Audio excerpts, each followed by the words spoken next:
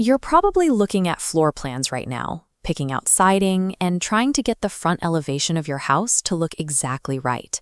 It is incredibly tempting to select windows purely on how they match your roofline. But a window is actually a highly specific, functional machine. You are intentionally carving a hole in your exterior wall and inserting a mechanical device to control the environment inside. If you choose that mechanism without thinking about the physical space around it, you're going to end up with uncomfortably stuffy bedrooms, open glass blocking your exterior walkways, or rain ruining your drywall. To prevent those architectural headaches, we have to match the exact way a window opens to the physical constraints of the room it lives in. Before we even look at specific hinges and glass types, we need to outline the 3 structural jobs any window actually has to do. First is lighting and ventilation. This means letting sunlight into a room while actively cycling a cool breeze in and out of the space. Second is sound reduction. A closed window needs to seal out street noise so you can actually rest and focus. This checklist shows the trap we usually fall into. We focus entirely on aesthetics, how the window looks from the curb. But as you can see, appearance is just one piece of the equation, and ignoring the other 2 causes immediate comfort problems. The reality is that no single window does all 3 things perfectly. Every choice you make is a direct trade-off between maximizing airflow, preserving exterior clearance, and defending against the weather. Let's start with the options built specifically to move the absolute maximum volume of air into a room. If you look at this exterior shot, you can clearly see the distinct structure of louver windows. They are constructed using a series of slanted strips made from glass, wood, or metal. Because you can angle them, they let a constant breeze in even when they're mostly closed. They are perfect for tropical climates.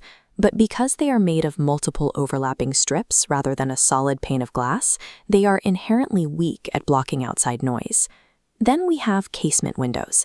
The definition document here notes that they open outward like a door, operating on a side hinge.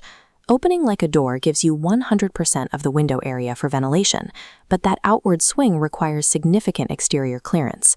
If this is installed next to a tight patio or a narrow sidewalk, people will walk right into the open glass. If you live in a hot climate and have plenty of yard space outside the wall, these 2 mechanisms are your primary tools for airflow optimization. But what if you don't have that exterior space?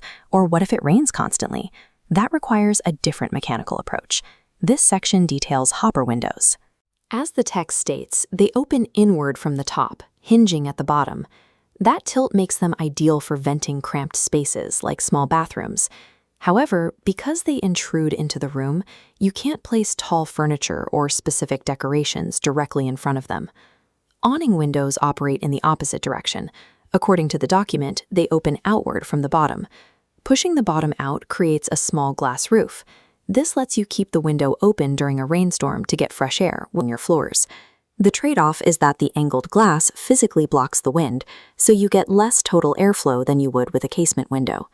Next are sliding windows, which skip hinges entirely and operate on vertical or horizontal tracks. This animation shows the distinct trade-off with sliders. They require 0 clearance inside or out, saving you the maximum amount of space. But because one pane has to slide directly over the other, exactly 50% of that wall opening is permanently blocked. The rule for this entire category is clear. Whenever you gain spatial efficiency and weather protection, it comes at the direct cost of total ventilation volume. The final category is driven by a completely different necessity: accessibility and cleaning. This is rotate on a central point. That central spin allows you to easily reach the exterior glass from safely inside the room, which is highly practical for 2nd or 3rd story bedrooms. But because the glass swings both inward and outward simultaneously, it disrupts standard window treatments like interior blinds. By prioritizing the physical accessibility of the glass for cleaning, you have to rethink how you will decorate the interior of that room. Let's pull all these mechanical profiles together so you can look at your own floor plan and make practical decisions. Here is our decision matrix.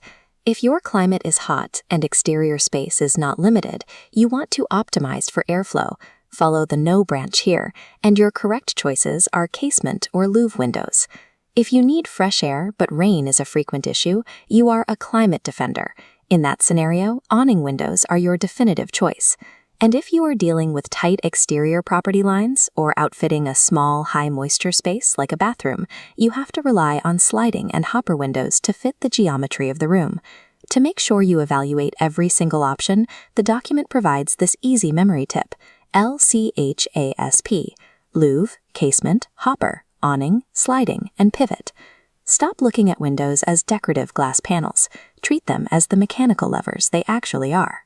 Run your floor plan through that checklist and make sure every room gets the specific machine it requires.